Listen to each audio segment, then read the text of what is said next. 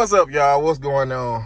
So I was playing around with the Durango settings here. So I decided I'm gonna set up my little navigation, go in and try to see, just check things out.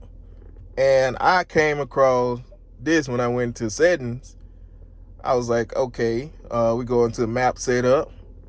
Okay, this is everything we wanted to see. Like we can do 3D models, landmarks, all that. The speed, everything that I'm gonna go in here and update stuff. But one of the things that stuck out to me is a vehicle icon. So I go to vehicle icon, I see it here. It has the Ram truck, got the Chrysler 200, got the Chrysler 300, got the default Arrow, the Dodge Challenger, the Dodge Charger, the Dodge Viper SRT, Jeep Grand Cherokee, the Jeep Wrangler, but no Durango. Come on.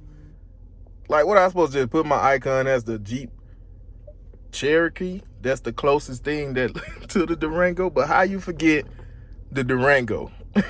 Somebody explain that to me.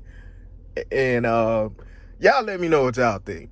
Like, if you go in there and look in your Dodge app's navigation settings and you can find your vehicle, congratulations. But like, let's see, I have a 2017. If you got a 2018 or above Durango, see if you got that in there. I might just be tripping or whatever, but yeah.